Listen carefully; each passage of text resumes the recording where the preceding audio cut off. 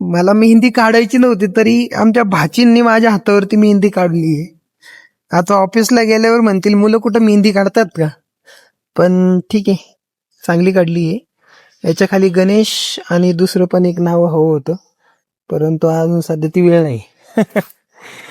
तर मित्रांनो, आज माझ्या भाचीचं लग्न आहे आणि तुम्ही म्हणताल की भाचीचं लग्न असा ड्रेस का घातलाय, तर हा तात्पुरता ड्रेस आहे. अजून माझ्याकडे 3 ड्रेस आहे, हळदीला, साखरपुड्याला आणि लग्नाला. तर आज भाचीचा साखरपुडा, हळद आणि लग्न आहे. तर आज आमच्या मागं खूप धावपळ आहे. तर हे आमचे भाची हाय का रे, आवडलं का?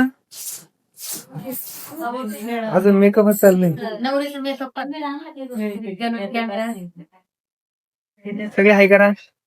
सगळी आमची नवरी कडली मंडळी सगळे वाट पाहतायत.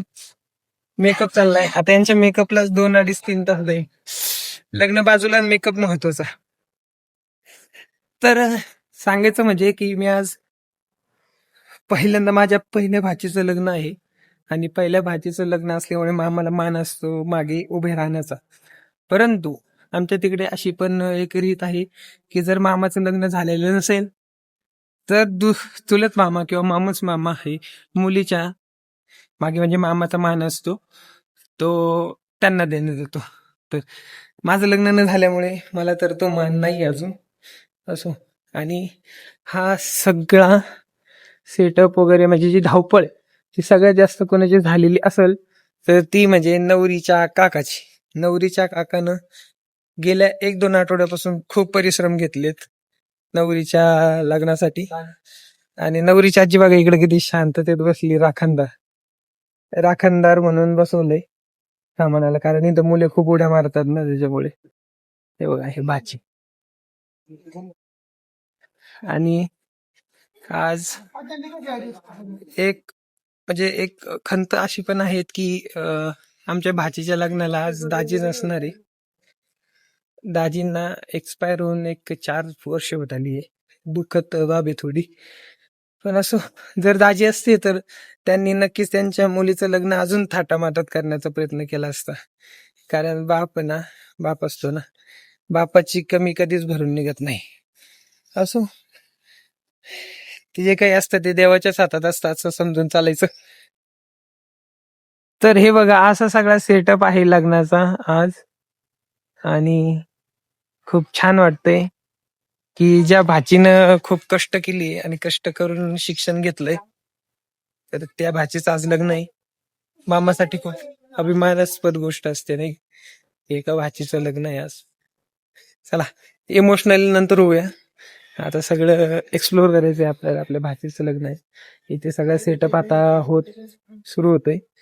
साखरपुड्याचा कार्यक्रम सुरू करायचा आहे, परंतु नवरदेवच अजून आलेले नाहीयेत. खाली उतरा.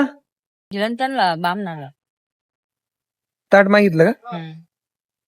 हे कशा सामान आहे? मानाच्या साड्या, खुळखुळा.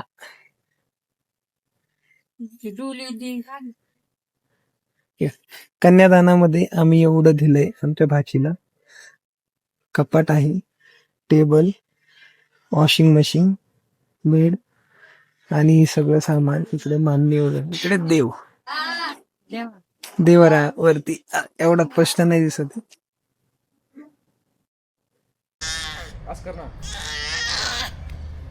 काय रे, का ओरडतोय? शांत बस की. मम्मीची आठवण आली बाळा. थांब, जाऊया मम्मीकडे, जाऊया थोड्या वेळा जाऊया. शांत बसलाय आता बघ.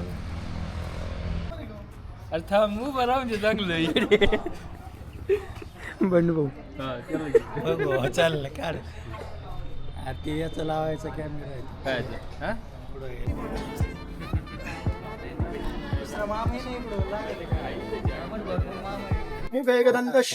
कपिलो गजगणकाः लंबोदरा विघ्नो विघ्नाशो गणाधिपः. तर मंडळी, साखरपुड्याचा कार्यक्रम सुरू झालाय बर का.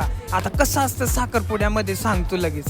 साखरपुड्यामध्ये ना नवरीला आहे ना नवरदेवाकडून आहे ना साडी मिळते आणि नवरीनं ती साडी घालायची असते बरं का.